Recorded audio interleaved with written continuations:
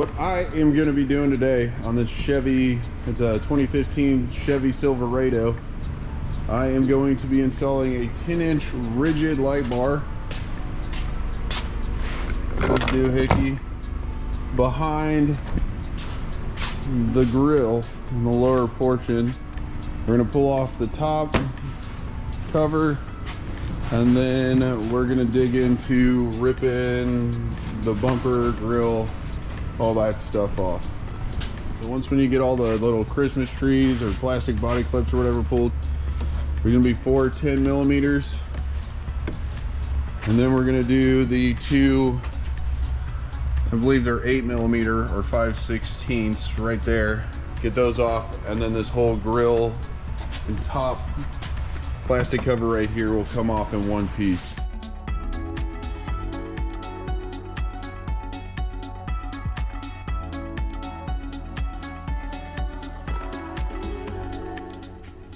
All right, keep in mind, I have the grill just set on here just to kind of get an idea. But I think what we're gonna end up doing is, if you look back in there, it's quite a bit of a ways back in there, is we're gonna mount that light bar.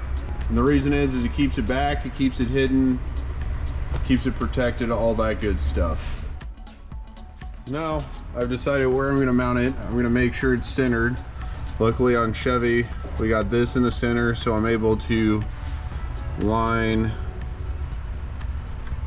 the center bolts on the light bar up with this, and then we're gonna figure out how we are gonna mount it to the plastic. I think I'm gonna do a small, if possible, riv nut. Okay, so I got my riv nuts installed. Next up, I'm gonna mount the light bar to the riv nuts. Pretty straightforward. And then we're gonna run our wiring through that little hole right there. We'll go down, across, up, through that hole, out, and then we'll go back through the firewall.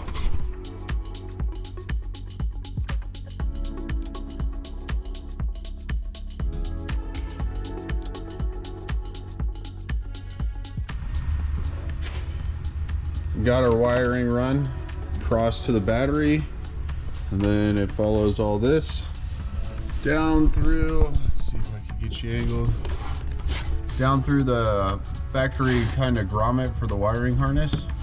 It's the easiest way I found to get in beyond running it under through the floor, kind of by the parking brake.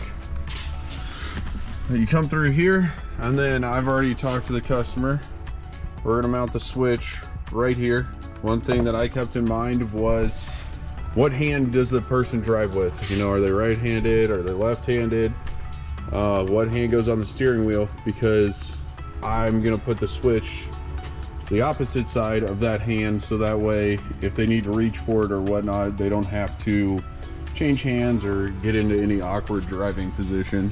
One thing you'll notice on this switch is there's one gold peg, 2 silver. The gold peg is for your ground. The 2 silver are for your 2 12-volt positive wires. One will be for the battery, one will be for the light bar. On some switches, it matters where those 2 wires hook up. The only difference, if you get them wired backwards or wrong, will be that the light on the front of it will stay on all the time, not just when you flip it. So remember to test that before you go ahead and throw it into the dash. So gold is going to be your ground, and then your positive is going to be the 2 silver. Switch is installed. As you see, the light comes on when the light bar is on. Pretty straightforward.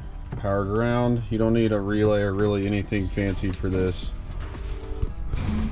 because it doesn't, with it being LED, it doesn't pull too many amps. So that's it. Pretty easy install. Switch is there. Light bar's on. It's hidden, it's protected behind that grill. Guys, just something as simple as this can really increase your light output. So if you're driving down a dark road or whatever, make life way easier to spot deer, yetis, antelope, I don't know, beavers, whatever. But make sure you guys like this video.